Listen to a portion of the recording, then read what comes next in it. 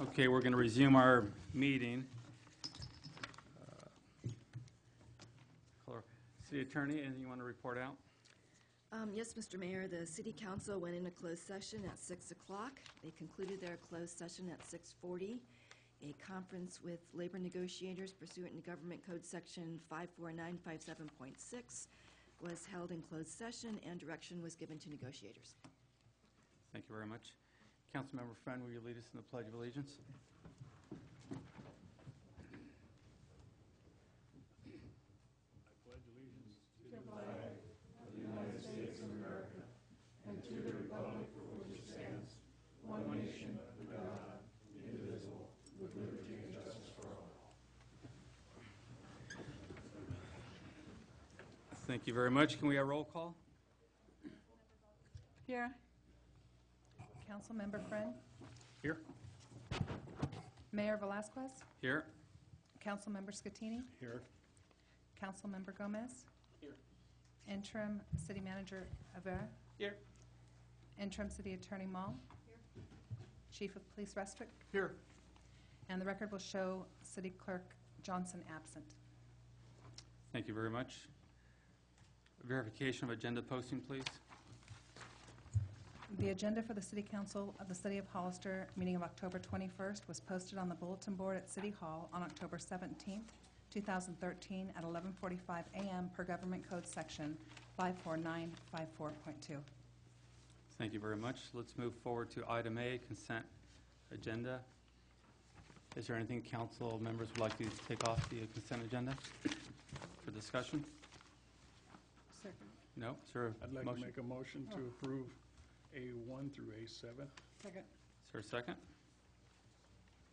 Second. You second? All in favor? Aye. Aye, motion carries. Thank you very much. Item B, there is no business. Item C, public input. This is a time for anyone in the audience to speak on any item not on the agenda and within the subject matter jurisdiction of the council. When the city clerk calls your name, please come to the podium, state your name and city for the record, and speak to the city council. Each speaker will be limited to 3 minutes. Please note that state law prohibits the city council from discussing or taking action on any item not on the agenda. Do we have any speakers? We do. Marty Richmond.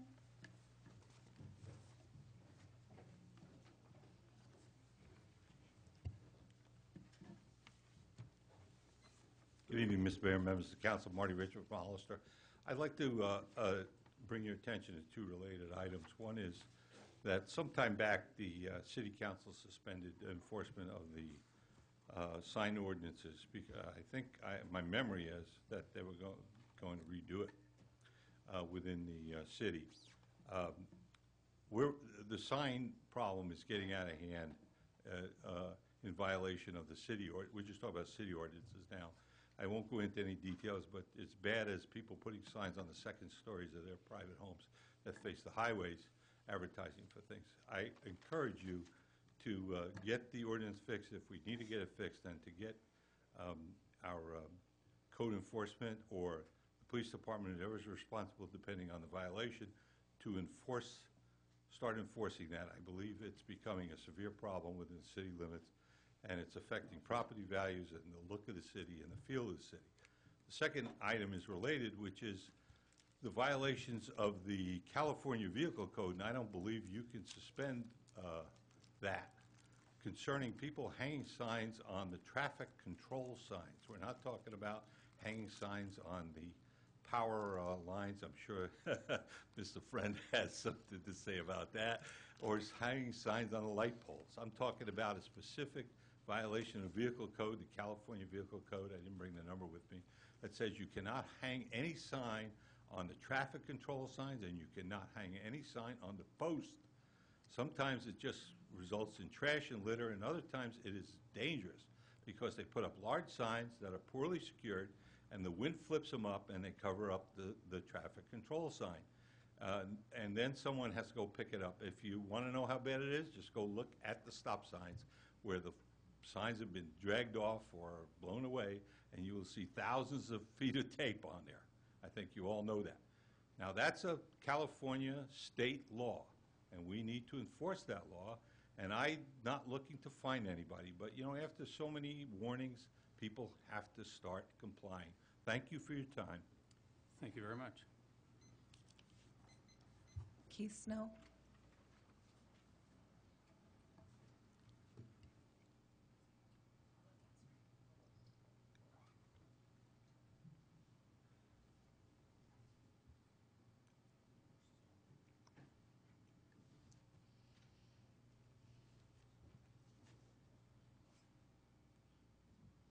Hi, Mayor, City Council. I want one of you guys, one pound record. Does any of you guys have city loan? Well, make sure it's on record. And another, anyone wants to lose weight, I'm not a doctor, because sure I want to see my flowers. What gets me, what Martin talked about, people with signs on the house, kind of ridiculous. People need to put signs to stay alive. So like there, I found it too. Another thing is banned up. You guys throw things on the carpet, but let's do more open for the people. I found this last week that Rudy engineer got fired, turning on the job. Then another one kind of broke my heart. The guy worked for you guys. He's a good guy too. The advisor, he's Robert Galvan. I mean, what gets me, he's a good guy, did a lot for the city, and did all labor negotiation. I talked to him all the time on the phone. I even write good articles on him. One went from mayor last year to done 12. I want you guys to know, on the sirens right there, kind of freaking ridiculous. One went from mayor, and no one never seen nothing. They took 240 signs, a month signs. And then now I'm not rich. I'm a retired engineer. What gets me, we have 3 engineers. I thought they'd be on the phone today. How you guys spend more money on a project for consultants.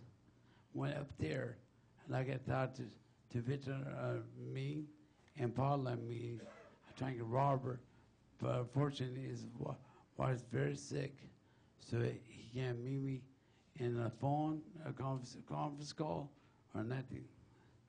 But what we need to do is implement ourselves for the people's best interest. Now you guys pause. Cause called political game. What gets me is that you guys up there can't do nothing for yourself or for the people. I mean, how can you spend thousands of dollars for consultants on projects when once you guys figure out for being an engineer on 3, one got fired, so you got 2. Once you guys use your head, like I said, taught to build today, not to be smart, not to be rude, to use your head, do things yourselves. We'll spend $20,000 for a news article thing that I'm seeing nothing yet. When's that start? Next year, Mayor, for your best interest? Or Victor going for board? I mean, what gets me is that we need to do things for our kids. Like, for example, if you go to the Chevron over there, I weigh 210 pounds. I eat healthy. I'm going to say things that aren't true about things. I work out every day, twice a day, and watch your calorie count. Do things for yourself. But what gets me is that you guys can't do nothing for the people's best interest.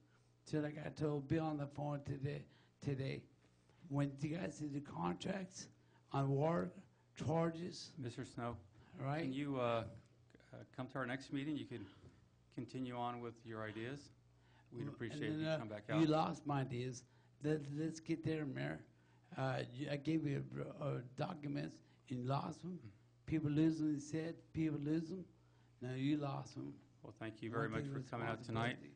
Thank you very much. Another speaker?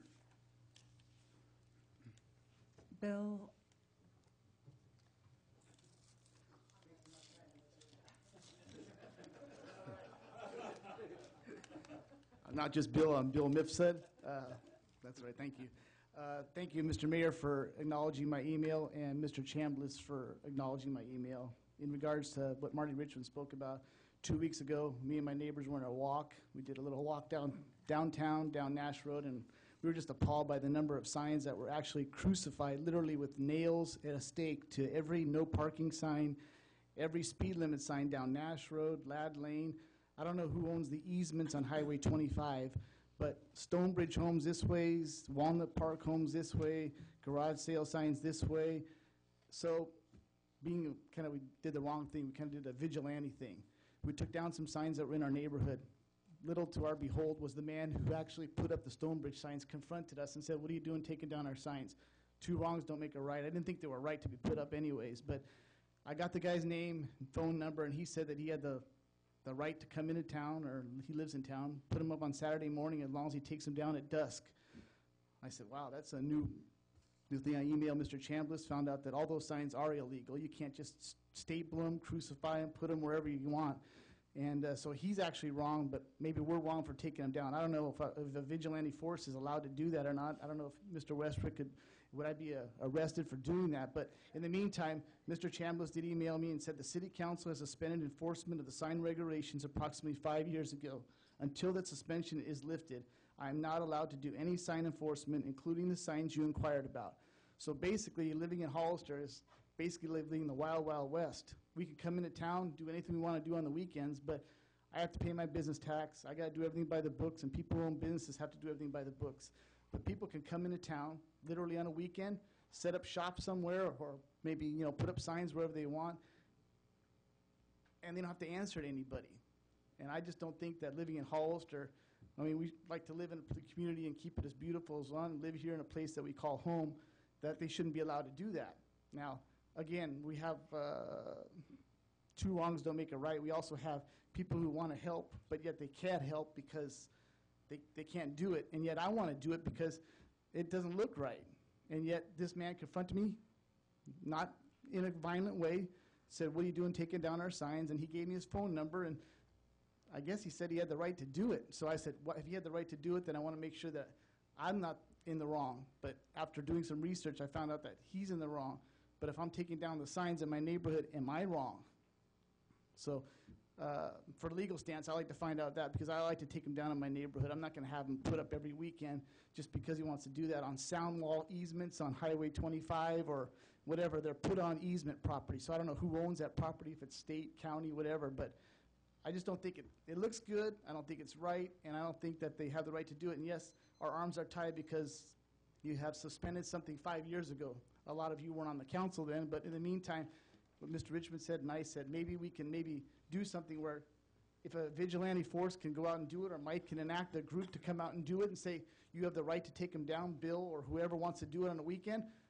I have nothing to do sometimes. I don't mind doing it, but just wanted to bring that to your attention. Thank you. And we are working on it. We're almost there. Thank you very much. Are there any other speakers? Not for public input. Okay. Item D and E, there is no business. Item F1.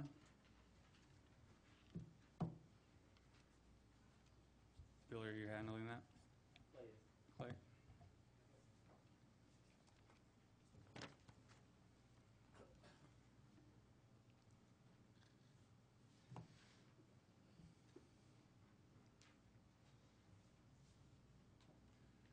Good evening, Mr. Mayor, members of council. This evening you have before you an item, resolution that will transfer the operations of the Veterans Memorial Building to the VFW and the American Legion that we're proposing that you consider tonight. By a little bit of history, back in December of 2000, there was a transfer agreement that transferred the ownership of the Veterans Memorial Building from the County of San Benito to the City of Hollister. There was a lot of discussion and work that went into that, and the City Council decided to take on the duties of managing and ownership of the Veterans Building. It's a large building. It's 40,000 square feet, and from the word go, we the city dedicated one full-time person to that building, and that person stayed in that role for approximately 12 years.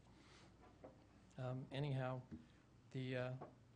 this evening, what we're looking at doing is transferring all the operational responsibilities to the veterans groups, and they made contact with previous city manager Clint Quilter, and I think Councilmember Ray Friend was involved in some of the initial discussions. We've been having discussions with them over the last year or so, and came up with a list of deal points that we've crafted into a contract that I think both parties all parties feel is representative of what we want to accomplish.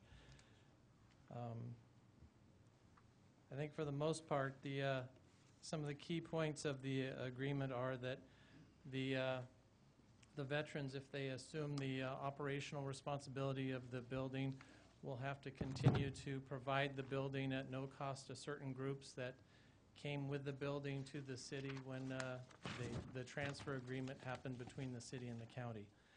That's a starting point, including the various veterans groups, the UC Cooperative Extension, the auxiliaries of the veterans groups, and the Veterans Service Office, which is, I believe, a county function.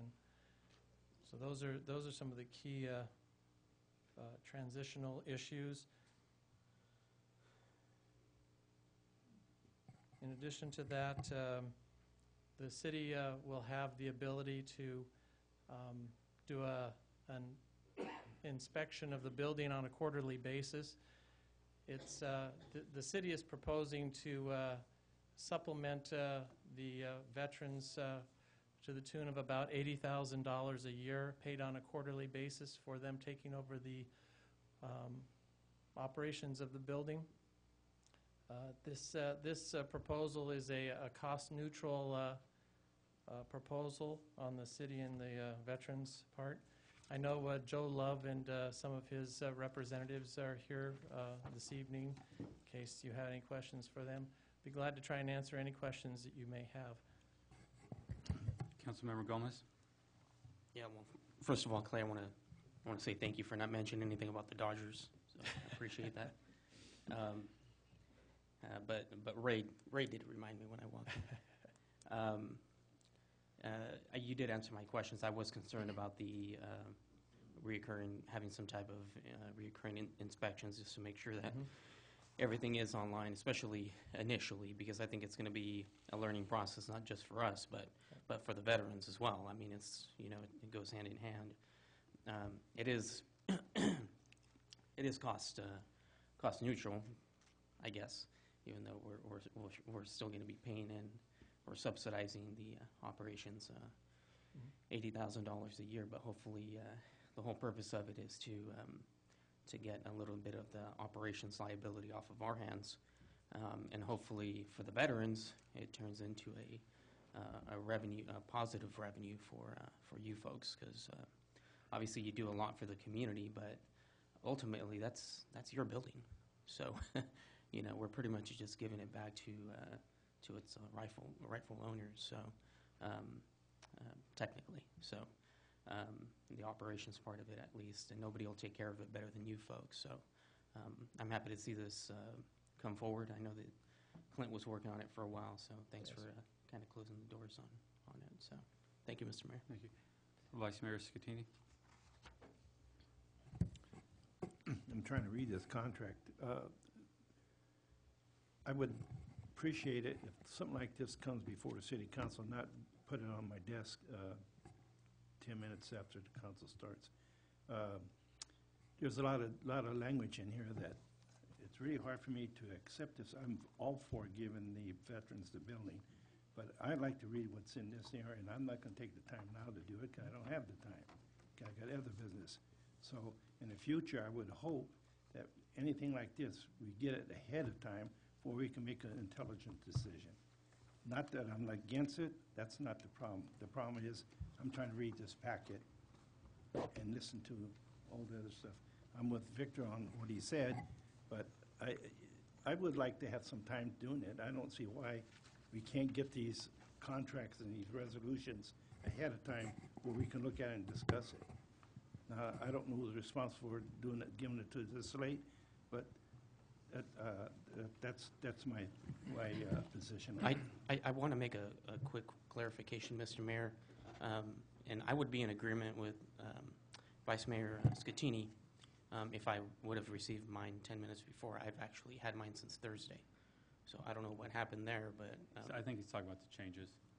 Oh, okay, Change. all right. So, Councilmember Scatini, is that it? That's it. If I may, just real quickly on the changes, the original version that you folks probably got on last week referred to the attachments. They're attachments now. We had them as exhibits. Deb just kind of cleaned up some of the grammatical. There is nothing in that contract that changes substantially the terms that you guys the council originally received last week. So I just want you to know that it's just minor grammatical stuff and the way things are denoted as attachments now instead of exhibits. Thank you. Councilmember Friend?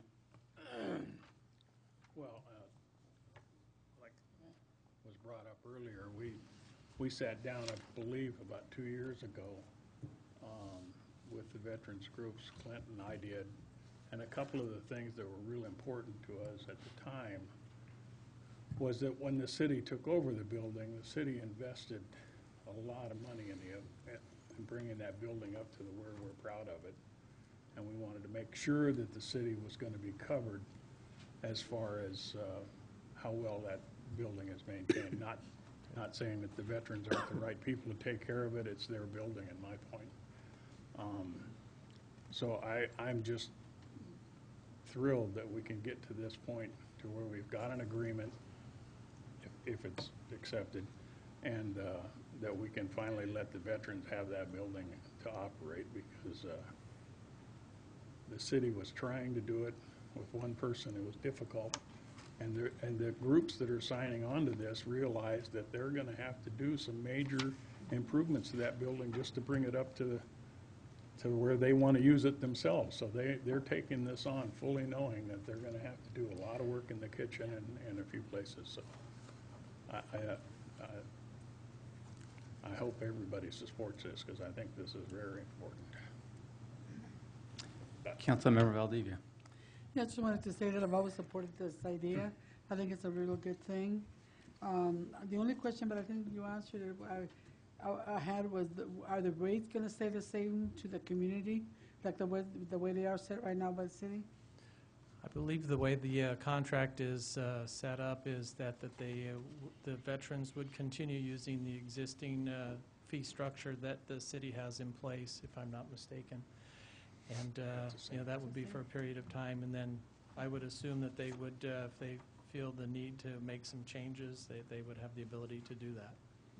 Okay, thank you. And one other thing that I didn't mention a few minutes ago in my preamble, and that was that in this agreement, if there are any major repairs over $5,000, the city will be responsible for those, just like a landlord would if you had major repairs on a house that you were renting from a person.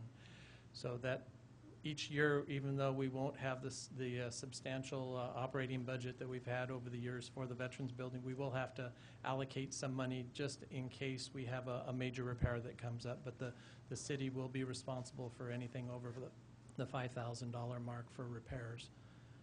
So just wanted to make sure that was clear. Okay. The only question I have for you is, did we find out if there's any tax issues that would...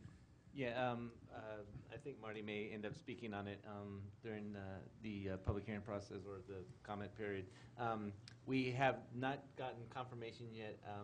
I spoke to council this evening, and I think the best thing for us to do is talk to the assessor's office, because they're actually the ones that would establish whether or not there's a possessory interest tax involved or not. Yeah, I can add, because it's a joint use agreement, what the tax auditor is going to look at is the possessory interest, whether it's a private interest or whether it's a public interest, and to the extent it's shared with the city. So even if we made a determination, it would really come down to the auditor controller to actually confirm that. And if there was an issue, you could actually go to the county and maybe have them waive possessory interest taxes, but I don't think it would be prudent for us to try to make that determination right now, because it really would be a call, call from, a ad hoc call on this particular contract. Should we do a little more research first then before we're approving this? I think if we approve this now, can this lead to issues? What we don't want to do is turn over issues to the vets. We want to make sure they have it and they're ready to go with it, not pass over a potential. Well, what you could possibly do Problem. is open the public hearing and hear from the public that's here today to speak on it, and you could close the public hearing for everything except for this item with the tax assessor, and then find out what the county's opinion is on this, and perhaps pass the agreement and only open the public hearing as to this discrete item. Do we have speakers? Marty Richmond?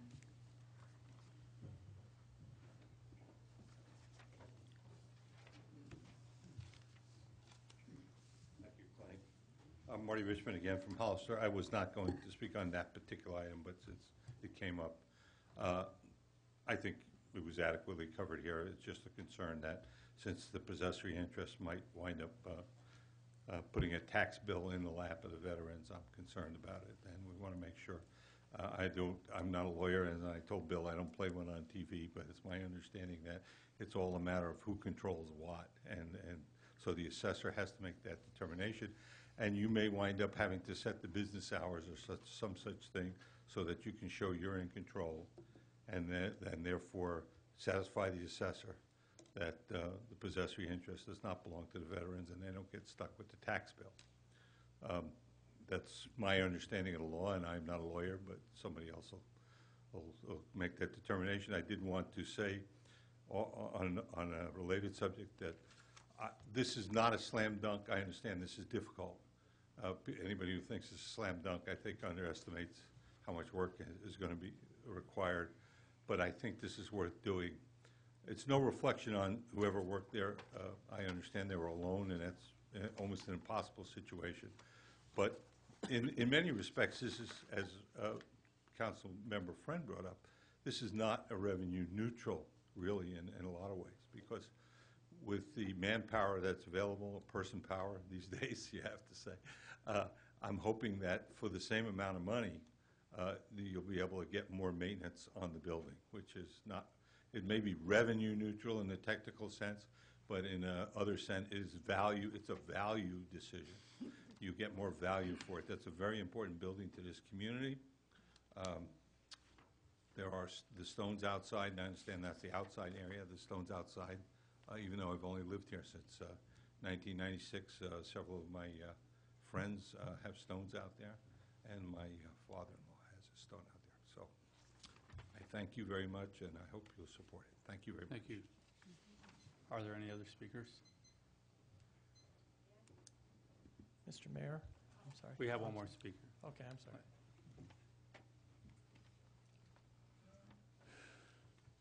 Lynn McQuitton? Good evening. My name is Lynn Schmidt-McQuitty. I'm the director of the University of California Cooperative Extension. I'm a resident at the Vets Building, and I just wanted to thank the council and the mayor for their consideration of allowing our department to stay and continue to use the Vets Building. We offer a lot of programs and research, educational opportunities for the community as well as the county of Santa Cruz. And the Vets Building is really an ideal place for us to manage our operations and for particularly our 4-H programs to run their educational unit out of. So I want to thank you all for allowing us to continue there. Looking forward to working with the vets groups and having a fruitful relationship there. Thank you. Thank you very much.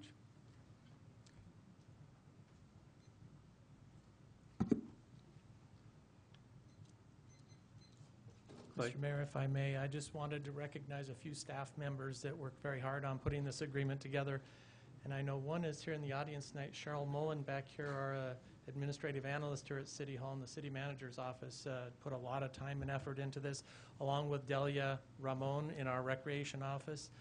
in addition to Tina Garza, our recreation supervisor, who for a number of years has, Tina and Delia have been coordinating that building's operations, along with Alberto and others that have come through there on a part-time basis in our Parks and Streets division. But everybody has done a really good job pulling together to make this work, along with the efforts of Joe Love and his veterans group. And we appreciate everybody's hard work on this. Thank you. Thank you very much.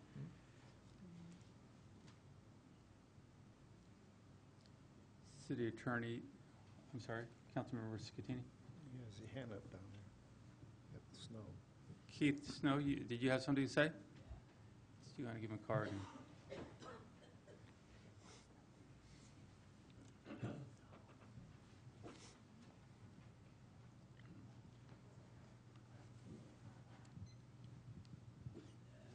My dad's a vet, and my grandfather's a vet.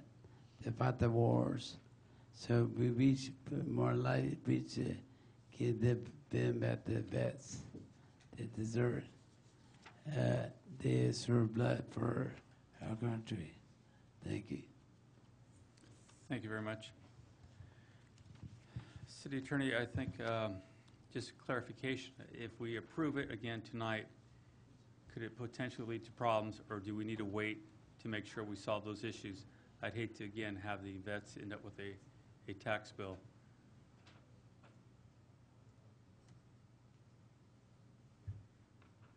Yeah, you know, as I was just sitting here, and maybe Deb can weigh in on it a little bit more, but I don't know if it would necessarily hurt to go ahead and approve the contract. It's adopted. The vets are getting ready to gear up and take it over on November 1st. That'll give us some time to get with the assessor's office. If this contract needs to be amended, we could always bring back an amendment to you to rectify or satisfy any of the possessory interest tax questions that we may have. So I'm kind of inclined to recommend that you move forward with it and let us work with the assessor's office to make sure that that doesn't become a problem. And if it does, then we'll amend it however we need to. The veterans groups, do you feel comfortable?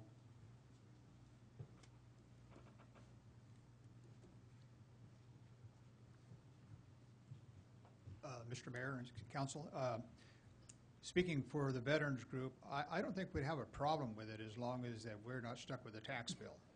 You know? The thing is that, you know, we're doing this basically for nothing, you know, in a roundabout way, but, you know, we just don't have the money to pay a large tax bill unless we got rich off of renting the place, but I don't think that's going to happen in the near future. Okay. Thank you very much. I'd like to make a motion that we approve resolution Second. 165. All in favor? Aye. Aye. Motion carries. Congratulations on your building. Thank you, Joe.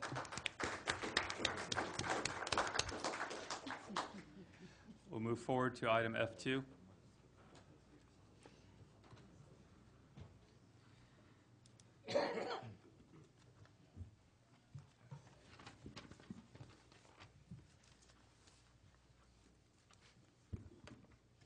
Mr. Mayor, members of the City Council, good evening. City of Hollister received an application requesting approval to initiate a general plan amendment from North Gateway Commercial to Low Density Residential, consisting of multiple properties east of San Felipe Road, between the Highway 25 bypass and McCloskey Road, as indicated in Exhibit B, attached to your transmittal provided to you. The Hollister Municipal Code requires the Planning Commission to review all application requests to initiate general plan amendments and make a recommendation to the City Council by 4 affirmative votes. The Planning Commission reviewed the initiation request and directed staff with a 5-0 vote to forward the initiation request to the Council. This is why it's before you tonight. City Council can determine whether to approve the initiation and direct staff to prepare the general plan amendment, or to disapprove it, to disapprove the initiation request and not allow it to continue. The code indicates that the council initiation of a general plan amendment shall require 4 affirmative votes. There were 4 main points that were discussed with the Planning Commission. One is that there are existing single-family units along North Chapel Road in that area, and they are currently considered non-conforming in the North Gateway designation because the North Gateway allows for commercial only, and so therefore existing residential are considered non-conforming. This means that pursuant to the code, the existing residential units cannot be enlarged or extended to occupy a greater area of land. Amending the general plan from North Gateway to residential would allow for existing single-family residences to conform again, and this would allow property owners to make additions or expansions to their existing units. Also, the Planning Commission discussed that there are approximately 41 acres of land designated general commercial along the Highway 25 bypass between Meridian Street and Tres Pinos Road, where there's a lot more opportunity for commercial development than in the North Gateway, with access obviously not from the bypass, but from other roads that intersect the bypass, such as Meridian Street, Park Street, and Hillcrest Road. There are no other roads that intersect the bypass between Santa Ana and San Felipe Road. The North Gateway designation would still remain along San Felipe Road. Finally, staff will be updating the city's general plan housing element next year. The general plan amendment initiation request before you tonight would provide additional housing capacity within the city in an effort to meet the regional housing numbers of the city of Hollister. With this, staff recommends that the City Council consider the request to initiate General Plan Amendment 2013-1 to redesignate multiple parcels from North Gateway to low-density residential, and direct staff as to whether the amendment should be initiated or, if you prefer not to, disapprove it. It's up to you tonight. You have any questions for staff? Thank you very much. Councilmember Gomez?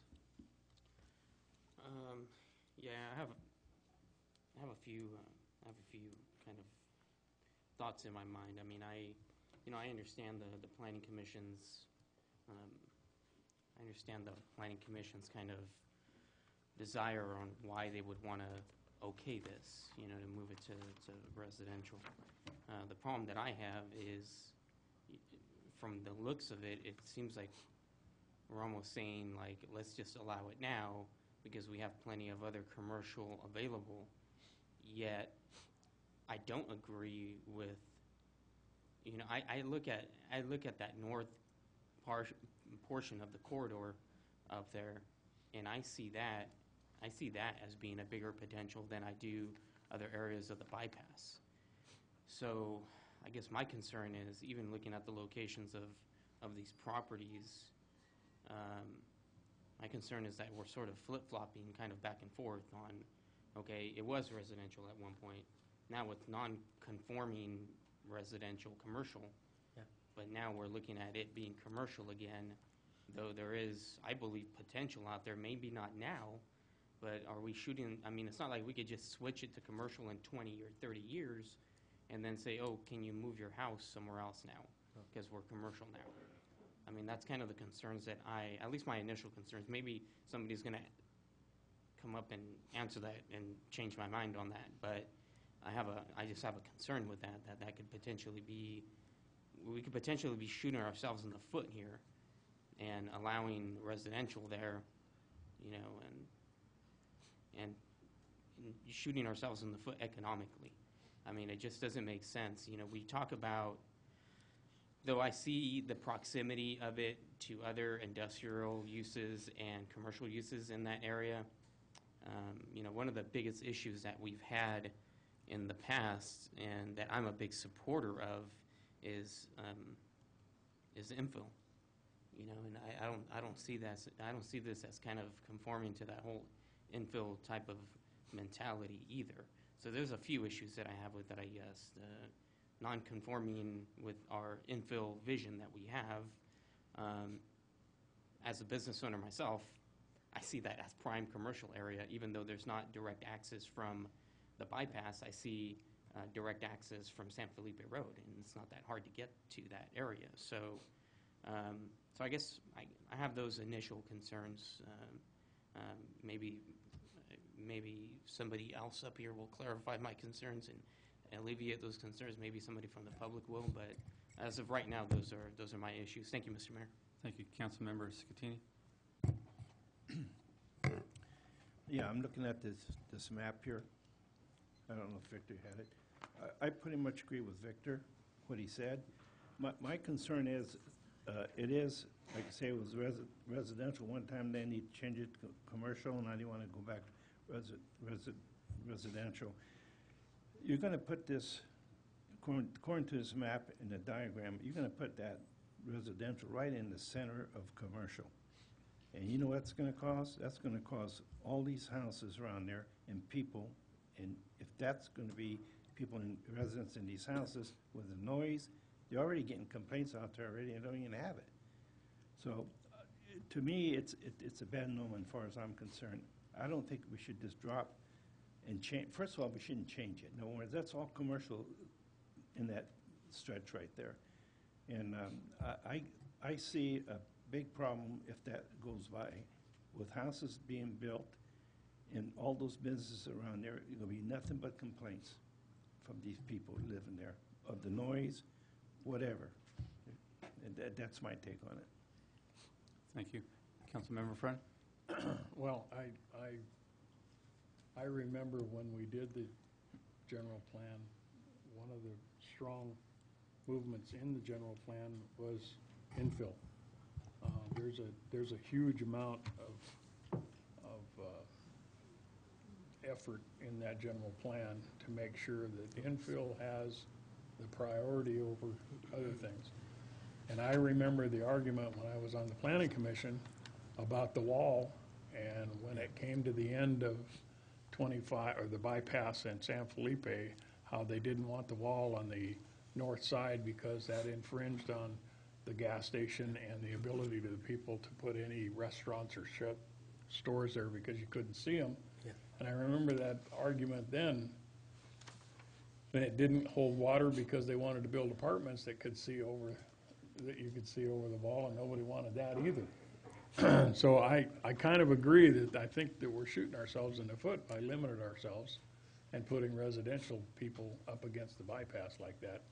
And also only having that one entrance into that area off of San Felipe, it puts additional burden on the city to pave that road and make it better because it's not very good right now. So it's gonna have to be improved before any real residential development happens out there. So Yeah. I think I kind of agree this is probably something that we shouldn't do yet till we see what's the future shows on the commercial side of the house. I think we should focus on the infill and the commercial side of the house. Councilmember Valdivia? Yeah, one of the things when I was looking at it again and reading it, because I don't remember any discussions that went on that, we're going to be having more housing out there. It's an ideal place for commercial to come in and build in that area. We have enough, I think, in my opinion, we have enough housing. I agree with the infill. There's still a lot of infill in the community to be dealt with. There's a lot of housing going up, and I guess people are buying the houses because the market rate has gone down.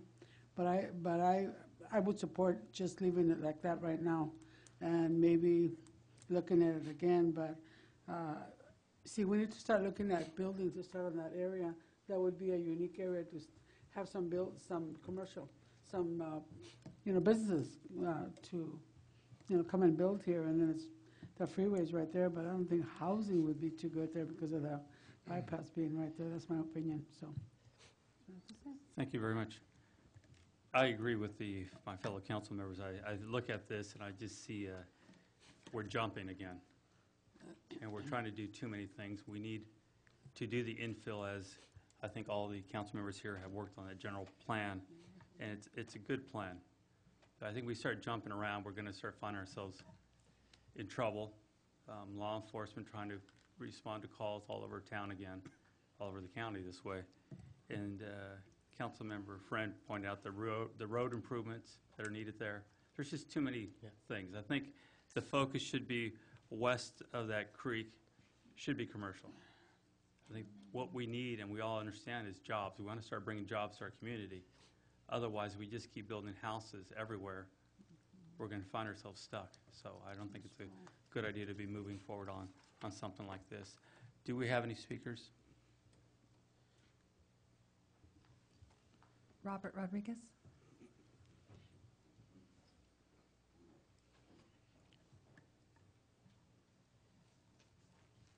Robert Rodriguez. Good evening, Mr. Mayor, councilpersons. I own some property there on San Felipe, and I'm happy with your decision, what you were discussing. Because when I was there operating my business, just those there's 4 homes there. They're between Caltrans and my shop was located right. And I had to find another location because they were complaining about the noise of my trucks going out at 5 o'clock in the morning. And if you put homes right behind the commercial or the industrial, because it was industrial, it got changed to commercial, I think it will have the same amount of problems. I agree with your comments. Thank you. Thank you very much. Are there any other speakers? Marty Richmond?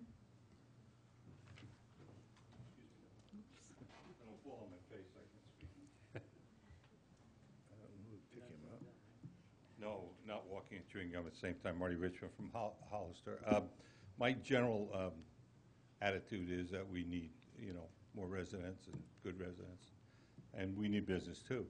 But in this particular case, it doesn't look like it makes any sense to me. I seem to agree with everybody. Several of you were at Senator Canella's luncheon, where he mentioned that they're changing the rules for enterprise zones in such a way that it really should benefit us tremendously. And we're going to need the land for those zones.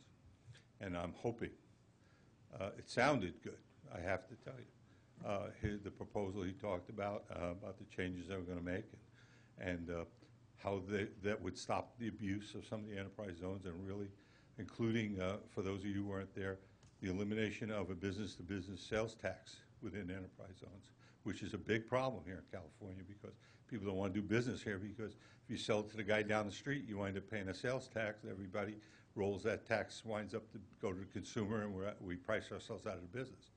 The point being is that we are going to need it. Plus, when you look at our sprawl problem is not nasty people. It's just that people making decisions looking through a microscope and saying, well, yeah, it's okay right on that corner, but not stepping back about a step and saying, well, how's that look in the overall picture? Which is what you talk about infill. I agree with you about infill, all of you.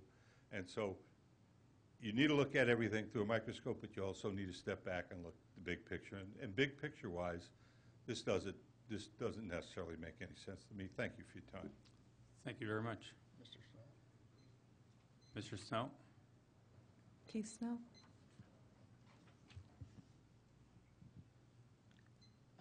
One thing about listen, you guys, we need growth, and the growth is good. You guys can really handle growth.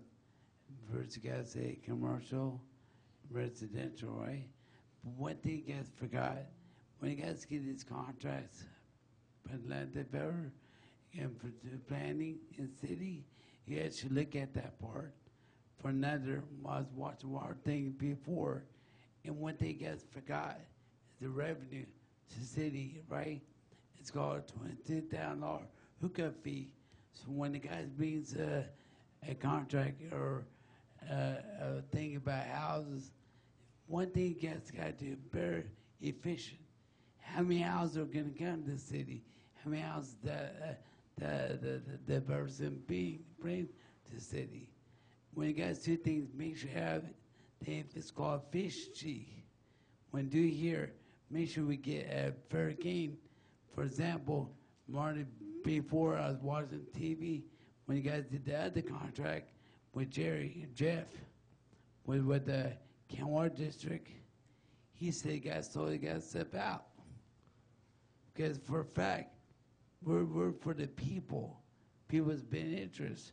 And for another, when being developed over here, it's called $20,000 hookup fee. So how many houses got there? Then you create that, break it down, $20,000 a house. There's a lot of houses, 1,000 houses. That's a lot of revenue. That's a lot of dinero. So the point is, right, when two things, professionalism, effective. Thank you. Thank you very much. Are there any other speakers? No. Is there a motion from council? It looks like there is one more speaker. There is one more speaker. And that's on this issue, Ann? Ann Hall. I'm Ann Hall with San Benito Engineering, and I'm representing one of the property owners who's part of this proposed rezone. And I just wanted to say, I understand where the city council's coming from, especially that it's been residential, then it was commercial, and he is part of the group requesting that this go back to being residential. He's had the property and had limited results in trying to get any type of commercial development in there. That's part of his reasoning. It's up against the existing residential in his case. He's got several homes that his property backs up against that are homeowners who have indicated to him that they don't want any commercial right behind them. Although it does have access to San Felipe Road, it has one-way access. There's a median right there, so you can only turn right in and go right out. It hasn't proven to be the most attractive commercial property, let me put it that way.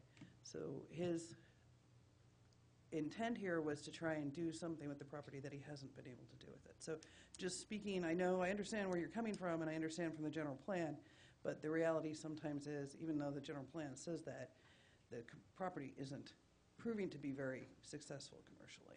So I wanted to make sure you realize that from the property owner's perspective. Thank you very much. No other speakers? Is there a motion from council?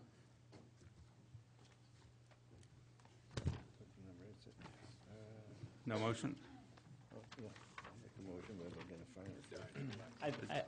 And maybe that, as Abraham presented in his report, that any initiation actually takes a 4/5 vote. So if there's not a motion on the table, then it just fails for lack of motion. Okay. Thank you very much. Let's move forward on F3. Okay. Thank you, Mr. Mayor and members of the City Council. The City of Hollister received an application to initiate pre-zoning of multiple county parcels consisting of 36.69 acres. Abram, before you go on, I apologize for cutting you off. No Thank worries. you, Mr. Mayor. I apologize as well, but I feel a little odd on this one. I have a family member that lives on Buena Vista Road, 1341 Buena Vista, and even though it may not be a direct conflict, I just feel a little odd voting on this. Sure. So I don't know if the city attorney has anything to say about that, but my mom lives right across the street, and not only do I feel weird voting one way or another on this, but if I do vote on it one way or another, my mom might yell at me. So I don't know which one's worse. But, so I don't know if there's an actual conflict on this, but either way, I'm not considering voting on this one way or another. I don't know if I should recuse myself or just, I would feel a lot better just kind of stepping out of this conversation. I think if you feel that you're I don't want probably to get right. spanked. Yeah. You don't want to get mom mad, so. Thank you. Don't forget about me back there. Off to the cone of silence. Mr. Mayor, I got a comment too. I live right down the street from it, not very far, so I wouldn't have to excuse myself, would I? This area is it's on Buena Vista between Miller and Carnoval. Yeah. But I'm not sure how far, I think it's 300 feet. Would you say 300 feet I More or live less? 300 feet from there. from your residence? I never measured it, but I know I won't walk that distance, so it gotta be 300 feet. I think it is. And you don't own the property, correct? don't. You live in the No, property? I don't own the property. I'm just hanging my hat there. I don't, since you don't have property interest, I'm pretty sure you're probably okay. Okay, I just wanna make sure. Sure. Okay, We- thank you. We appreciate that. Thank you. Thank you. Anyone else? Continue. Very well. Okay, so I'll just start over very briefly. The City of Hollister received an application to initiate pre-zoning on multiple county parcels consisting of 36.69 acres located north of Buena Vista Road between Miller Road to the east and Carnoval Drive to the west. And it's as seen on attachment 1 of the transmittal provided to you. The Hollister Municipal Code requires City Council authorization for any initiation of pre-zone applications. City of Hollister General Plan has designated these properties medium-density residential, which allow from 8 to 12 units per net acre. Pending your approval tonight to authorize the initiation of pre-zoning, the applicant must prepare a plan for providing services, which describes how public services will be provided to the properties. Staff is recommending that the City Council authorize the initiation of pre-zone application 2013-2. Staff will then process the pre-zone application, and public hearings will be set before the City of Hollister Planning Commission, and eventually be brought back to you here at the City Council, and then pending approval of the pre-zone, eventually to LAFCO for proposal of annexation. Does the City Council have any questions for staff? Thank you very much. Councilmember Scutini? Yeah, I'd like to, that's not in the city, that's in the county, isn't it? That's correct. That's correct. And we're requesting the initiation to start the pre-zoning to bring it into the city. So it's in the sphere It of is. the city, huh? It is it's mostly within the sphere of the city. That's one thing that I would like to also clarify. Most of this property is within the sphere. There's part of the property that it's outside of the sphere of influence. We've been in contact with Bob Braitman, the new executive officer of LAFCO, and we're going to be working with them to start looking at some sites to bring in this area within the sphere of influence and possibly other property as well. Of course, first bring it in before you for your review and approval. So if we approve this tonight, it wouldn't come into the city? Correct. It would not at this point. It would just initiate the process. That's the process, okay. Yes. Thank you. You're welcome. Thank you very much. Councilmember Friend? So this property would still have to go through the annexation issue, That is correct. the whole thing, so. Pre-zoning and annexation And, eventually. and I'm not real familiar with Buena Vista. Is that where the orchards are? Is that property that between Miller and?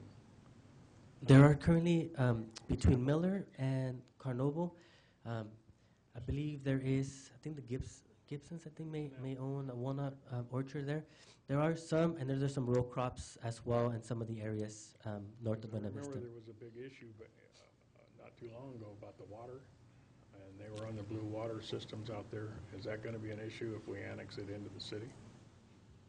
Well, part of the annexation process is adopting a plan for services that the council adopts, and based on the water master plan, that area is actually all part of that original plan, so there is sufficient water for that area. Okay, thank you. Councilmember Valdivia? A question, yeah, No question? I get one. I don't have any questions either. Do you have? Yeah, I have one more question. Sure. What if it's annexed into the city, Yes. it would take care of the water, and what about this, would that be on septic tanks or sewer? That once it's if it's approved for annexation, it would be the applicant would have to provide us with a report indicating that it's going to be that there's going to be ample service for sewer, stormwater, water.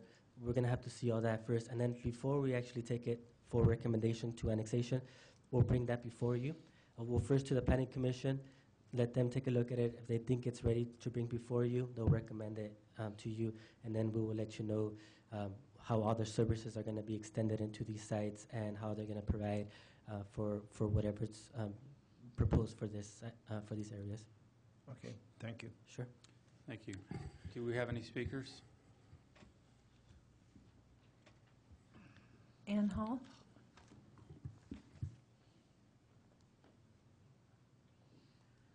Ann Hall with San Benito Engineering, and again, I'm representing the applicants here in this case. But as Abraham said, this is just permission for them to start the investigation. All the questions you're asking are legitimate questions that need to be answered, but that's what, they're just asking permission to go forward and have that information provided to them. So I think that they just need your permission to move forward on that. Thank you. Thank you very much. Are there any other speakers? No? No. Is there a motion from the council? So move to approve. Second. All in favor? Aye.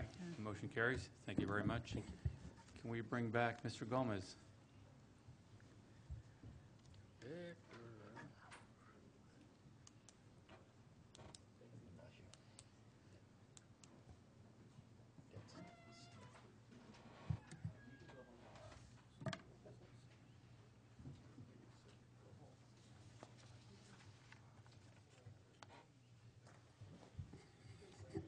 Okay, let's move forward with item G1, reports from city council committees.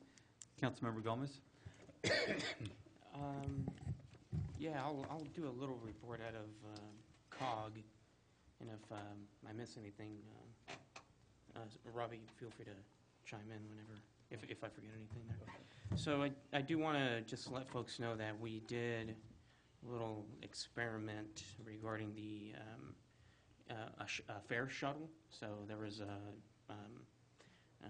the local transit authority board moved forward a few months ago to work with the folks at the fair, with Kelly and his folks out there, to have a bus go back and forth. We had a few locations here in Hollister for pickup and drop off, and they went out to the fair, and dropped folks off, and free of charge. We consider it looked like it was fairly successful. We had almost 300 riders over the weekend. And not just that, but we were able to get a lot of folks off the road, and hopefully attract more folks to go out to the fair. For those of you that were out there, as you know, there was parking issues. Obviously, the overflow opened up, so that was good and bad. Good because the attendance seemed to have been up, but. Anyway, this was available to all folks, free of charge, and it was used quite a bit. I think we had like an average of 10 folks about 8 to 10 folks per trip. So it was pretty good. So we're contemplating doing it again once again next year. We did do some advertising on it. We really didn't have a lot of time to work on it, so we think the return on our investment was actually pretty good, and definitely helped folks get out there that normally wouldn't get out there. So I just wanted to report out on that. As you folks know, the bill to allow the relinquishment of Main Street or Highway 25 through downtown Hollister did pass. It was signed by the governor about 2 weeks ago, I believe it was. So it does take a few actions of the California Transportation Commission. And once CTC signs off on it, we should be getting our roadway, I think in February or March, maybe somewhere. Yeah, well, I think the CTC has to take... Yeah, they take action in January, and then the resolution that you just adopted this evening, I think, waives the 90-day period, so it should be ours real quick. Nice. Yeah. So I guess there's going to be a concrete cutting, or ribbon cutting of sorts that the HDA, I think, is putting together with COG and hopefully our staff here in the city of Hollister. And I'm sure once they get things going, they'll let the mayor and the rest of the council know about that as well. And I believe that those were the only two main items on there. We did talk about STIP funding and about the funding that we're going to be getting these next, I think, 5 years. So we will have, during our November meeting, we'll have a report out on how we plan to use that state funding for transportation improvements here locally for those that are interested. Thank you. Thank you very much. Councilmember Scatini. I sit with Victor on COG, and he just about carried, he addressed all the issues on COG, so I don't need to be redundant. Yeah, I had a chance this weekend to attend the service at the airport for Jim Laws, and what we did, the city, on behalf of the city, by the way, we put a sign up, Jim Laws Drive, Jim Laws Street. Now, some of you guys in here might know Jim Laws, and some of you might not know him at all. But I can tell you this, I knew him since 1954. He's been at the airport. He's been a crop duster pilot. He's been, he also had a training service out there where I personally flew with him quite a bit of times, going down all through California, picking up prisoners when I was on the sheriff's department. He had about 15, 16 employees working for him, and along with John Weatherly, who had somewhere in the neighborhood of 30 people building crop dusters. And we had a real good turnout. A lot of friends came from all over the country, some far as Los Angeles, to attend the ceremonies, and I represented the city on behalf of the city and the mayor. And I can tell you, people were really happy. I personally want to thank Jerry Gabe for being assistant to putting this deal on. And Jim is 96 years old. He's been flying airplanes, and I found out all the years I've known him, I never knew his wife was a private pilot, but she was also. But some of you guys, some of you people might know Jim Laws by walking down the street and seeing him and his wife always holding hands. The elderly people, he really enjoyed it. He's made history, and a lot of people had a lot of good things to say about him. But I just wanted to show this sign. When you see this sign out there at the airport, you know what it's all about. Thank you very much. That's about it. Councilmember Friend? No, I have no committee report. Councilmember Aldivia? No. Thank you very much. I don't have anything to report. But, I do want to thank Mr. Rosati and Mr. Machado for working so hard on the bypass and getting our road back. And I know they're not here tonight, but they're a big part of why this all happened. So thank you very much for that. Okay, let's move on to item G2. Is there any other things council members want to report on? Councilmember Gomez? No. Councilmember Scatini? No, not at this time.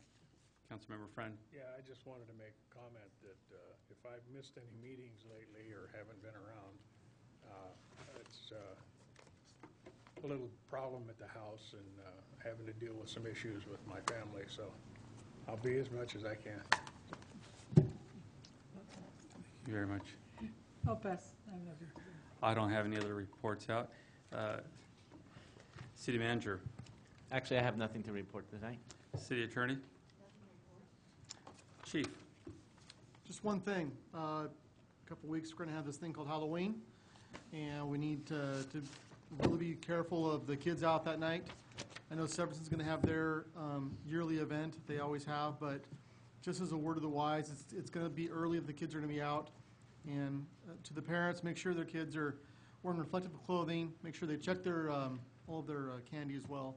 Just be careful that night. We want that night to be a happy night and not a night for a tragedy.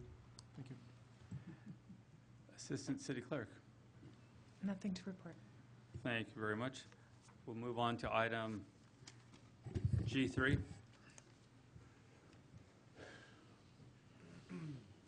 Good evening, Mayor, council members.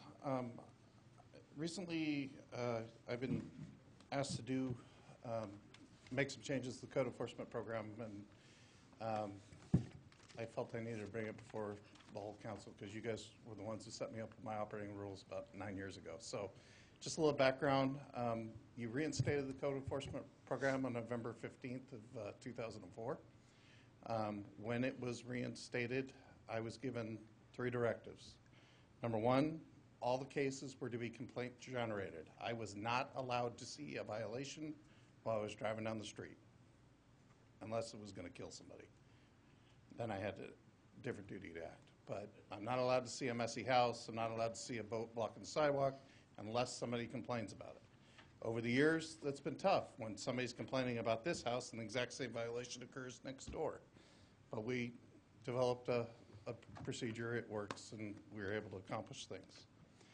The second was the primary job function of the department was substandard housing. We were to work on people living in sheds, work on people living in garages, barns, etc. I am pretty proud to report that over the years we haven't had any fires with people dying in garages that some other cities around here have had. And I worked pretty hard to make sure that that didn't happen. And the second was that we were to concentrate on life safety issues, things that were dangerous, not things that were quality of life things. So I was to concentrate on the boat blocking the sidewalk, not the basketball hoop that someone left out when they were done playing with it. In addition to that, the procedures were set that I was to educate the citizen about the violation before we hammered them with fines or etc. So the way the procedure developed, everybody got a warning. If it was something that was going to immediately kill somebody, that warning had a deadline of immediately. If it was something that was a nuisance, that deadline was 30 days. If it was a vehicle issue, that deadline was 45 days. After that period, then we moved into the citations and other things that cause a lot more grief. Recently, the newspaper called for stats from code enforcement, and I believe I reported that to date, at the time, and that was a month ago, we had received 234 calls for service to date. They asked me how many tickets we had written this year, and I said 14. Unfortunately, that was construed to mean that we weren't doing our job. They didn't ask me how many of those violations were resolved through education, and that number was 210. Of those, 14 of them are still in the enforcement process. So, whatever, it got reported a little skewed. This was my opportunity to clean that one up. So, I've been asked to go ahead and change the program to do proactive code enforcement, meaning I'd be the same as a police officer driving down the street and seeing a crime. So I go in a neighborhood, I see a violation, I go ahead and issue a citation for that violation. No more education, just go ahead and write a ticket and move on. I've also, so that is what I've been asked to change this to. That's up to you folks. You guys set the rules. You guys need to direct me what to do. Before you do that, I'd like to share some information with you. Beginning of the fiscal year, you authorized a part-time position to go ahead and do collections in the city. That position was placed under me. They've been collecting on outstanding water bills, outstanding administrative citation fines, code enforcement related things. She's been on the job, she's actually here tonight, Alex. She's been on the job 2 months. She's brought in 40 grand, and that's money paid, not stuff in process. Is that, excuse me, Mike, is that the position that we identified as revenue? Yes, Okay. that is. All right. So that is working quite well. We've done about 25,000 in water collections for outstanding water bills. The remainder of that, animal control citations, code enforcement, and alarms actually also it's working. The alarm calls are diminishing. So before you make up your mind and give me direction on where you want to go, I do have a couple things I really want to make sure you consider before you change anything or decide to do anything. Number one, you need to think about how this is going to affect all the citizens, whether they're business owners, renters, homeowners. And keep in mind, I can't treat them differently. I have to treat them all the same. So somebody downtown with a shop that has more than 25% of their windows covered with signs, if you reinstate the sign ordinance, would get the same treatment as somebody who puts up Creek Bridge Homes signs on the side of the road. So that's number one. Number two, the rules that are in place, you need to be comfortable with those. Currently, you're not comfortable, or at least 5 years ago, you weren't comfortable with sign regulations. So you suspended enforcement on that section of the code. But yet, for whatever reason, we've never fixed it, for whatever it was. And in doing that, you eliminated a legitimate source of revenue for the planning department. I think it boiled down to one bar owner didn't like having to get banner permits for banners. But the other side of that is that banner permit meant that banner came down after 30 days and didn't sit up there until it rotted and fell down. So we need to make sure that we're comfortable with the rules. And I don't know if you've reviewed the municipal code in depth, probably not as in depth as I have, but you might be surprised what's in there. You really might be surprised what's in there. And I would encourage you, and that's number three, that if the rules are inappropriate, let's change them, let's fix them, let's get them fixed. This program needs to be defendable in a court of law. And if I go into court on a violation in this section of the municipal code, that's not it, sorry, I thought it was blue. It's really hard to justify enforcing this section over here of the municipal code. So ultimately, everything we do has to be able to be defended in a court of law, and we don't want to spend a bunch of money getting to that point only to be struck down. So with that, I got a question for you. I will give it back to you to tell me what to do. Thank you very much, Councilmember Scatini. I have a question for you on these. It was asked for me about it today. Asked me to find out on these these alarms going off. Now, if an alarm goes off and the alarm company calls the person and talks to the person, and the police don't respond at all, are they fined? No. Now, they may never see a police officer, but the only time we are counting it as an alarm call is if a police officer is dispatched to the call. Right. As soon as they're dispatched, it started costing the city money. So whether or not the officer actually makes it to the house, that's another story.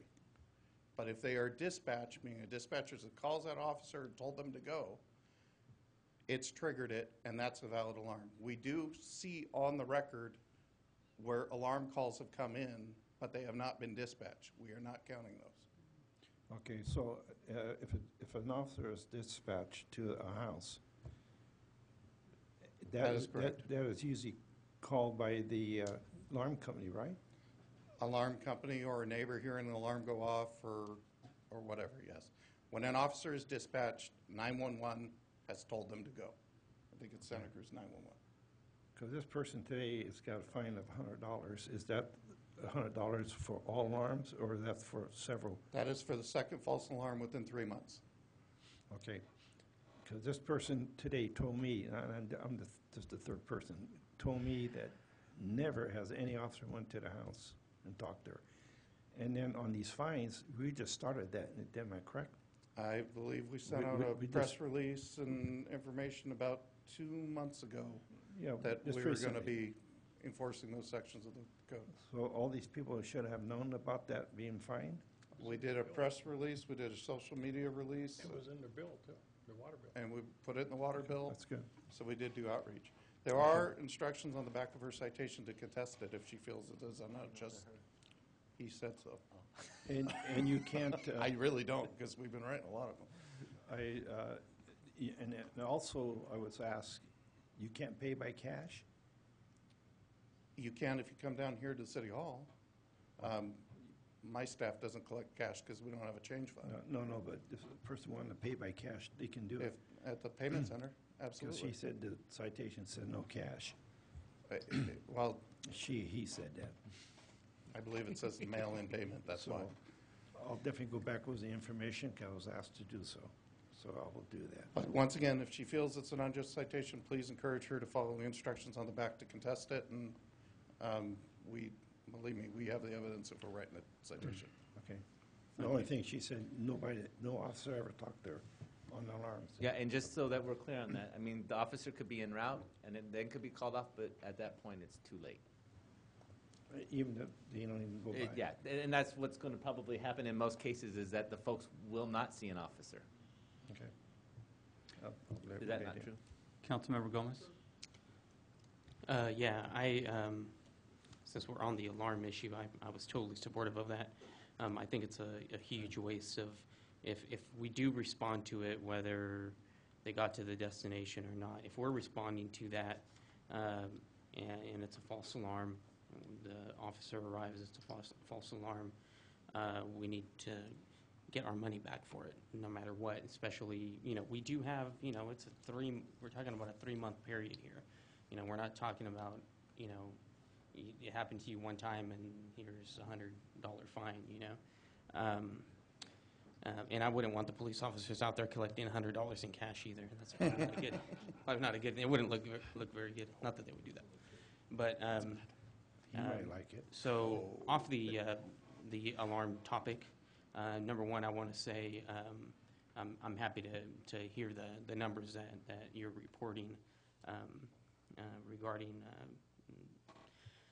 I'm not a huge supporter of generating revenue through these kinds of things necessarily, and just like the whole, we've talked about changing the code for traffic violations and trying to use that as a revenue generator, I'm not supportive of that. I would never support that, ever. But when it comes to compliance, sometimes you have to hit them where it hurts. And I think with these issues that are being addressed in code enforcement, I think it's very important to hit them with those issues. I deal with a neighborhood in San Jose. It's 575 apartments. These guys are all slumlords. And the only way we could get them to do anything, I mean, they'll have cockroach infestation and bed bugs and rats and everything. And I'll go out there with our code enforcement officer, and the property owners are like, what's wrong with that? You know, they don't see anything wrong with it until they get a $2,500 fine. You know, and unfortunately, sometimes that's what it takes is a little bit of a dent in the wallet, and people will be a lot more willing to do things. The alarm issue, you know, going back to the alarm issue, if you continue to have false alarms, you're not going to, who cares? You're not going to do anything about it. Number one, I want to say that I think the alarm business is a bunch of garbage, because if they, oh, sorry, I'm sorry. I'll talk about that. No, because I just don't think it's right that an alarm company can make money off of dispatching people that they don't even pay for. That's like so bizarre to me. Like, how can you tell, you know, it's like, you know, people come and order a pizza from me, and I go tell Roundtable to go deliver it for them. So you send them the pizza, I'll keep the money. What? Like, who came up with something like that? But anyway, I think it's good that you guys are focusing on these issues. And before we move forward with any kind of reinforcement of the sign code, I have to go back to my business to make sure that I'm just kidding. We need to. The city manager brought this to me. This is a report, well, it's actually a bunch of photographs of sign violations throughout the city that I prepared for the Planning Commission. I don't think you're in here. Nice. So, well, actually, we talked about that with Chief Miller a few years ago, and we were talking about downtown areas and stuff. But, you know, it's done for good reason. You know, you want those windows to be clear, especially for those law enforcement and firefighters and stuff. But I'm fine with moving forward with the, you know, reinitiation of the sign ordinance. You know, I know we have multiple issues, whether it's garage sale signage that's ridiculous out there, illegal signage that's placed on the public right-of-way, banners, I mean, all of that stuff. But I think we need to do an evaluation of the code before we re-engage you folks in it. The only thing that hurts me saying that is that I know it's going to take a while. So if we do that, you know, it's going to take us a while. But I think that while that we take evaluating the code will hopefully be beneficial to all of us, not necessarily going after things we may not want to see in there, and then also you know, focusing on you know, on the whole compliance of it in general. So anyway, I think I'm supportive of moving forward with it after an evaluation of it. And yeah, thank you. Councilmember Valdivia. No, nothing went on. I agree with you. Councilmember Friend. Yeah, I have a couple issues, and I think Victor pointed out the one I have is, it sounds like what you're asking for. And most of us weren't here and don't remember what the sign ordinance looked like.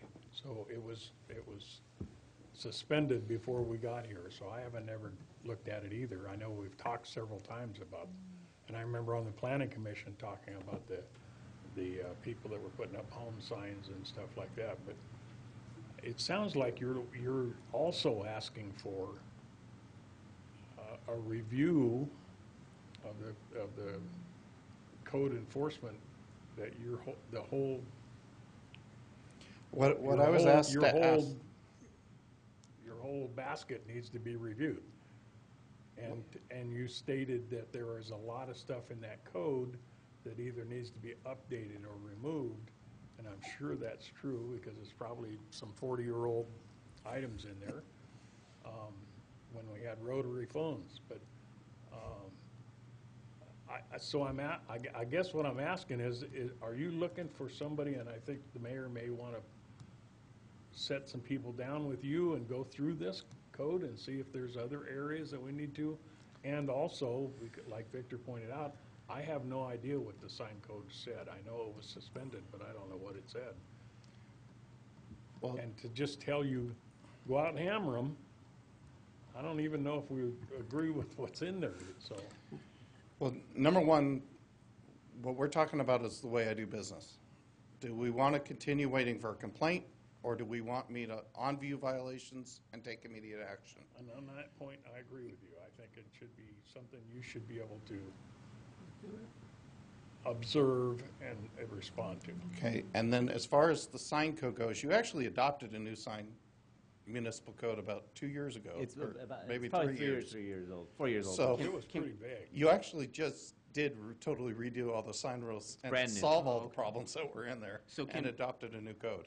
So can we, I guess, have the opportunity to review that one? Absolutely, you're the city council. That's Before I'm in agreement with Absolutely. Councilmember Friend. I mean, yeah, it's, Um, sorry, Councilmember, go ahead. That's- If I was to ask, is there a problem with the municipal code, I would, there's one particular issue that is not defendable in court, and that's the current noise ordinance. It's just ridiculous. 55 decibels during the day and 50 at night. I'm louder than 55 decibels right now. So that is an area that needs to be looked at. I've actually been tasked with fixing that, and I haven't had a chance to get it done. As far as the remainder of it, it's not that I believe it's wrong or right or whatever. It just, you folks are going to get the complaints when this starts to happen. And you should be very familiar with what people are going to be complaining about. 832.060A1 is kind of the catch-all. It says you cannot store wood, junk, debris, cars, bikes, parts, toys, anything outside a totally enclosed space. That one could be a problem for a lot of houses in this town. Is that where you continue on to go? That code was written in 1984. You know, that was many years ago. Is it still where you want to go? That's just something that I really suggest you think about before you turn me loose, because you're going to be getting the frontline questions and everything, and then you're going to have to contact us. And if you're, I just really want to make sure you know what you're getting into. I agree, and I will make sure that I know what's in that code soon. I don't think you really know. I'm not arguing. For years, my line to Billy last has been, code- you'd be surprised what's in there. The last code issue I remember us talking about was the motorhomes parking on the street. That's it. So I couldn't believe that we still had that there. Yeah.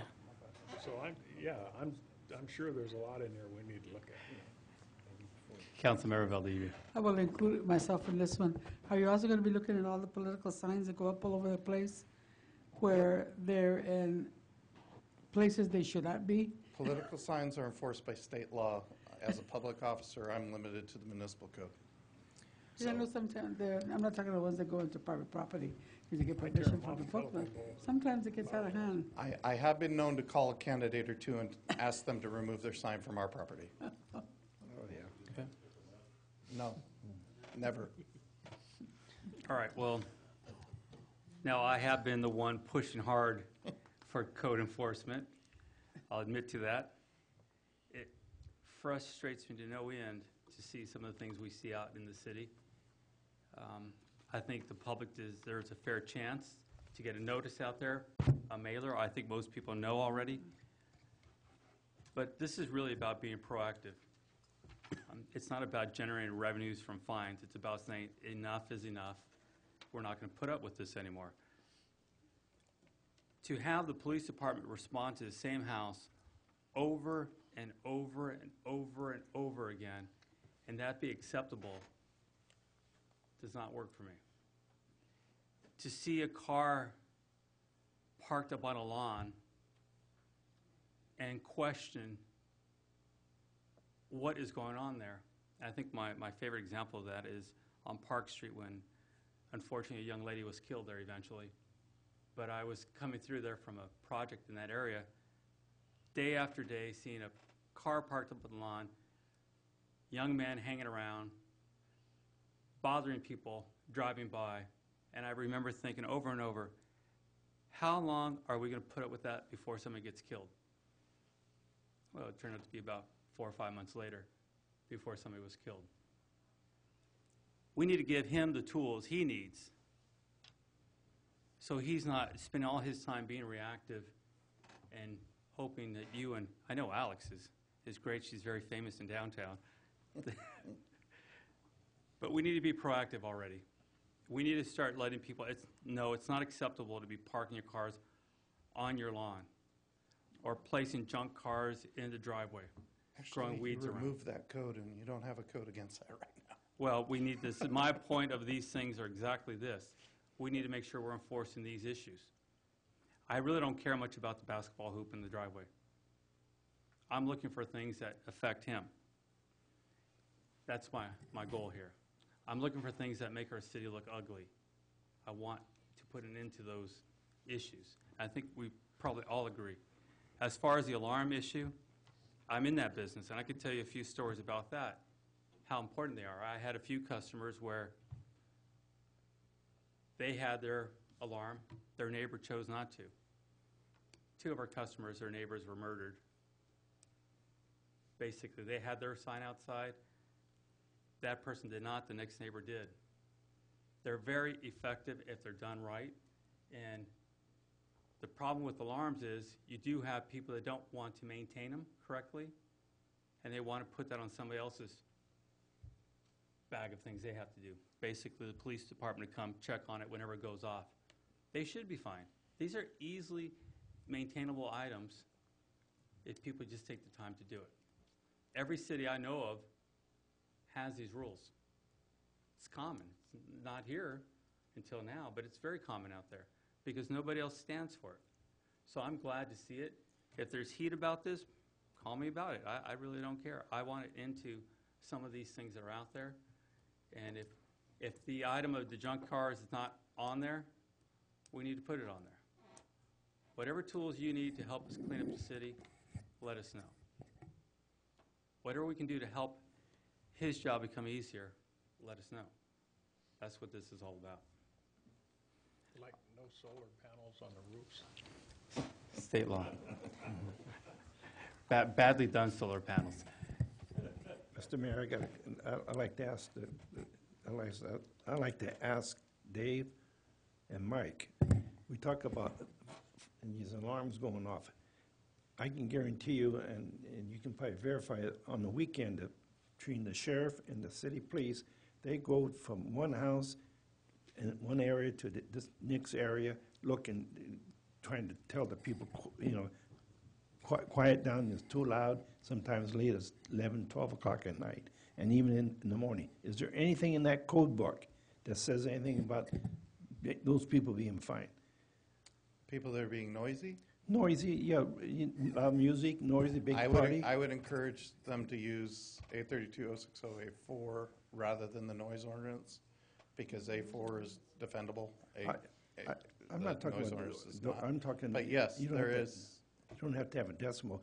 There's one house No, on Lover's Lane out unreasonable there. use of the premises by which a noise, vibration, dust, et cetera, which is diminishing the livability of the neighborhood for the neighbors. Yeah, but late at night, you have a bunch of parties, drinking, raising heck, all over town. And the sheriff's office particularly goes out to Lover's Lane every Friday, Saturday night on the same house. There is a training scheduled with the police department to provide the police, every officer in the police department with new citation books that were developed just for code enforcement. They're a lot like parking ticket books, which makes them a lot easier to use, and also direction on how to handle things, et cetera. Yeah. I believe that's scheduled to happen within the next month, in which case they will be able to use that rather than a criminal action in those circumstances. And there would be a fine attached to that, right? It is $250 for the first call, $500 for the second, and Really? $750 for the third. That should help you guys out, because these guys run, every Friday, Saturday night, Sunday night. Yes, they do. Parties. I don't expect this to be perfect first time out here, but we need to move forward. Do we have any speakers? Marty Richmond? I didn't realize this was on the menu, so I jumped it earlier, I'm sorry. Since I discussed this earlier, Marty Richmond from Hollister says, Mr. Mayor, members of the council, since I discussed this earlier, I want to touch on a couple of things. First of all, look, there is a difference between jaywalking and murder, and I am not suggesting that we give everybody a ticket. What I am suggesting is, for serious violations, and I believe putting signs on traffic control signs is a serious violation. It's not just putting it where it doesn't belong. It's also potentially very hazardous. So I would like to see that enforced. As far as alarms go, I have an alarm system. I did not have it registered. I have now, so now I'm going to have a big mouth. You know, in California, only 14% of property crimes are cleared in this state. That's all there is. So if you want your property not crimed, you better be in a preventive mode somehow. Locks are for keeping honest people honest, and also for keeping part-time criminals off your property. Professional criminals don't care about locks. They just come in and cut them off, steal what they want. And alarms are effective in keeping teenagers and other adventurous types who are not professional criminals out of your house, okay? Professional criminals don't care. They just come in and undo the alarm. So I think it's important to have one. I happen to have one. I'm not particularly frightened, but I'm glad maybe a year ago, when my granddaughter was visiting and decided that in the middle of the night she was going to walk out of the house and go for a walk, little girl, and the alarm told us she opened the door. So it's good to have. It's not a wherewithal. I would not suggest. In fact, I think having the code enforcement focus primarily on substandard housing is perfect, and I think they should continue to do so because it is the worst potential problem, life-threatening problem, people living in garages without a window to get out of, or windows are all barred up without emergency relief. We all know, we've all heard those tragic stories, running electric cords to run something to eat, or running illegal water that winds up killing you because it's poison. I think they should continue to focus on that as number one. We're talking about what's number 2, 3, 4, 5. And again, I don't think you should run down and say to the person, oh, you're blocking the sidewalk with your boat, here's a $200 ticket. I think what you ought to say to them is, you're blocking the sidewalk with your boat, please don't do it anymore, or you might get a $200 ticket. And mark it down, and if you come back, give it to them if they need it. The important point is not to wait until somebody who doesn't want that person angry at them calls you up and says, oh, they're blocking the thing. If you see it, you should take care of it. I hope we would all do the same. Thank you for your time. Thank you very much.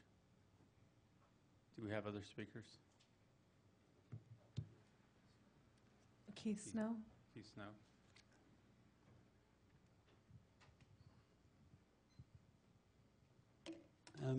My channel hasn't come over here for the state too, and I probably come back too. One thing I've been recognizing, I met Mike last week on the 15th, but then it seemed like this city, Los Angeles, is connected, because on the 16th, what's me know in Los Angeles, and the one thing that Mike forgot, my man, and I asked him too, we need to educate the people. We need a workshop first for implement things. I mean, it's kind of messed up when someone watches a car on the lawn and get taken aside for that. I mean, you want to do that. I think it's kind of ridiculous. Alarm port, I got alarmed too. When I first moved here in 2010, I put in. And one thing is, if alarm's good, but don't you guys forget, it's kind of ridiculous when alarm goes off, and 1 warning, 2 warning. My alarm goes all the time, right? Because we come inside with groceries, you have no time to turn off the alarm. So then it goes off, and then when I got a high-tech alarm, it's called technology, not being knowledgeable.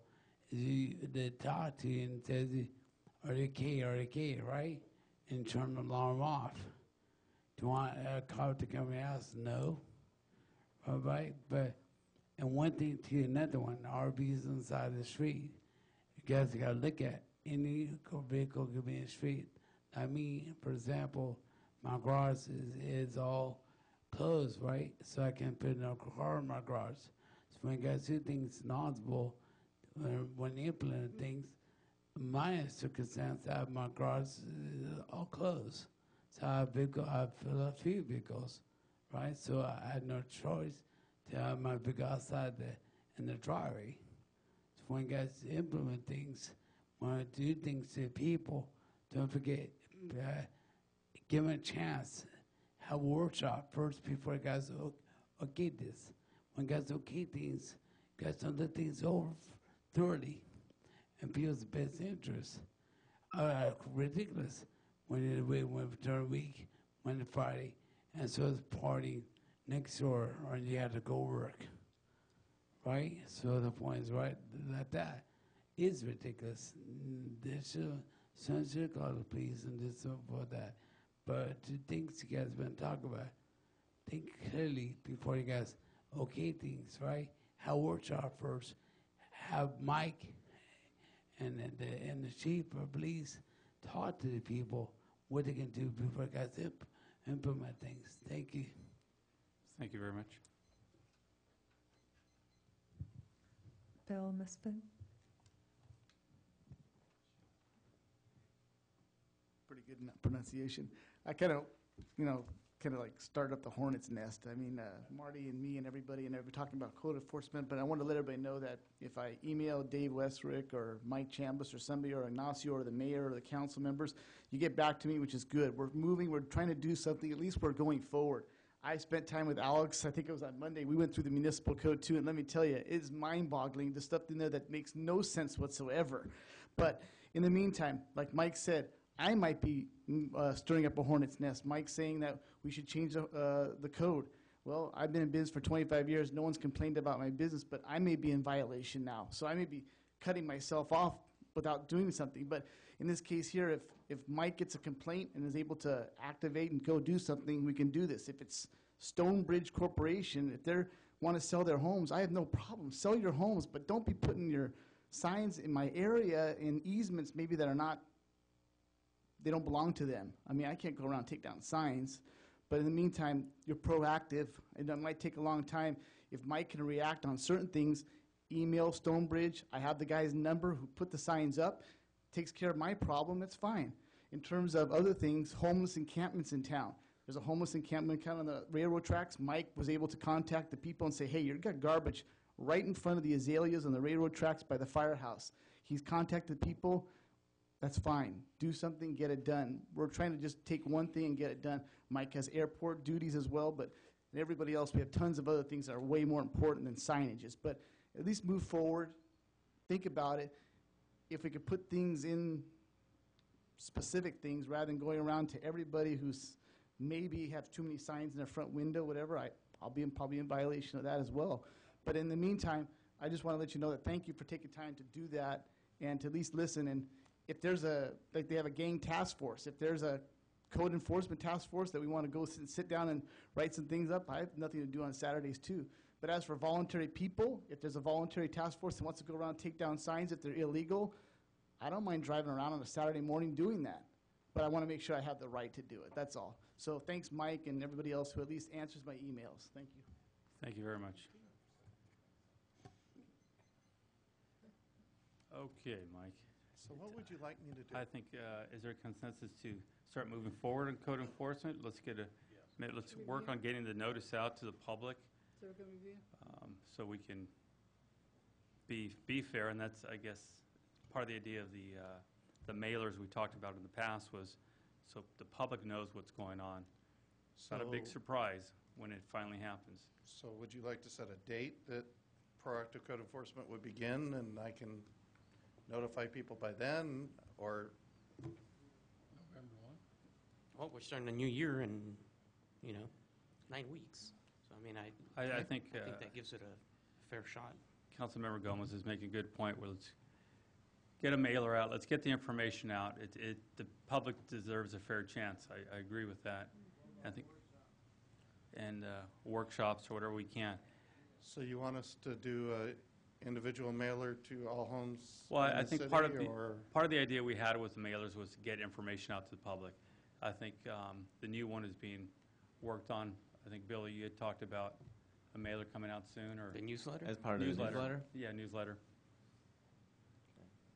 So, Okay, we'll do a press release, et cetera. And then as far as reviewing the code, what would you like to do? Sorry. go ahead, Councilmember Gomez. Yeah, I have a suggestion with that, and I agree with Keith. I mean, I think that was actually, I think, yeah, we have, sorry, Keith. we Mr. can't- Snow? Mr. Snow? Yeah, we can't have you talk out of turn, but I think it would be good to have the public's input, sort of like we had on, you know, having a workshop to have people review it. I mean, there are stakeholders out there that would actually, you know, be interested in looking at this. You know, we have the Downtown Association. It'd be nice to get their input on it, and the Chamber and the Business Council and all those folks. Any changes you make is going to affect somebody. You know. Yeah. Okay. Is this just on signs or everything? No, I think it should be on everything. Okay. Should be hard Keep to in put mind on. that these are ordinances, so Yeah. there's no way we're going to start by January 1st Right. if you want to do that. I think, Yeah. you know, You're the looking at a issue might be 90-day the process. the signage. They are an ordinance, and we have to go back and change that. Signage, yeah. Well, Yeah. and let me, again, as Mike mentioned, the sign ordinance was adopted just a few years ago. It was adopted with input from HDA, went through the entire did it? process with the planning commission, and it's a pretty solid sign ordinance. Okay. It's a restrictive sign ordinance, though, and this is part of what I think Mike had done, because I just asked him to go take some photos, and he probably has 100 or 200 photos of sign violations that exist right now. And, you know, if the idea is that do you want Mike as proactive, go out, send these folks letters and say, okay, if you have banners, if you have illegal signs, you have until January 1 to take them down, and if they're up after January 1, then we're going to come and start the administrative citation process. I think it's fair. It gives people time. Again, we get the newsletter out, give people a warning about it. Most people don't know if they're in compliance or not, as you pointed out, Bill. So Bill would probably get a letter. Bill will get a letter. So, but it's a fair way to doing it. The point is, new year, we're changing. We're going to Okay, start being more proactive. So now the direction is to go out and do proactive warnings for a January 1 start, correct? For the sign ordinance, that's what we're talking about. Sign ordinance right? only. Sign ordinance Oh, only. signs only. But any Correct. other code enforcement issue, it's go out and proactively if you see it, deal with it. Not wait for somebody to call you and say, there's a car parked on the lawn here. Okay, on January 1. Well, I think you could do that now. Now we can do that now. I think Okay, the so point start is, proactive code enforcement tomorrow morning at 8 a.m. And Look at the smile on Alex's face. if I see it, deal with it. And then as far as signs go, warn everybody that we're going to start enforcing the sign ordinance on January 1st. Correct? Maybe she can help you. Fair enough. Drive around town, right, Alex? I'm not going to lie. I don't feel comfortable with that. I would feel comfortable if we want to, and I'm not against. You know, if we have the manpower to address these issues, and I'm all for addressing all the code violations, absolutely. But because we haven't been doing it for years, you know, just to say that tomorrow morning at 8 a.m. we're going to start doing this is a little. I think it's slightly unfair, to be honest with you. I'm fine with the January 1st. I think it gives us ample time, as the mayor stated, to get it in the newsletter, get the information out through the water bills, blah, blah, blah, whatever needs to be done. That way, January 1st, everybody knows that the city of Hollister is putting its foot down and saying, you know what, we're done with this. You have 2 months to clean up your act. Enjoy the holidays, and we'll see you January 1st. Make sure you take down your Christmas lights. Make sure you take, yeah. And no burning Christmas trees illegally in the middle of the After 3 roadway. weeks, Christmas Okay. lights are a violation. Councilmember Valdivia. I think it was already addressed already. I was just saying that, you know, if you're gonna be doing like the water bills and of course in English and Spanish, I think that's gonna be good. Let everybody know. And it's your choice, if they wanna, what they wanna do. Okay, It's people's thank you. choice. Councilmember Scatini, you had one more question? I second what Victor said. I'm not going to repeat it, be redundant, but I think it's right. I think we should give the people plenty of time to let them, educate them, right? Educate them, number one, enforcement, number two. Okay. Is there a consensus then that as of January 1st, 2014, Yes. you'll move forward For on me, it is. issuing citations? In the meantime, we're going to give the public notice. Yeah, Would that be fine with the council? let people know what's going on. There you have it. Okay. Thank you very much. If any of you want to get with me so I can go over some of the more frequently used parts of the code with you, so you're not surprised, come January 1, That's come fine. see me. We'll do. All right. Thank you very much. Thank Let's move forward with item H, I, J. There is no business. Item K1. Motion to approve K1. Second, All in favor? Aye. Aye. Motion carries. Motion to adjourn. yeah, second. Second. All in favor? Mike, I'll be out there at Carries. 9 Thank o'clock you very tomorrow. much.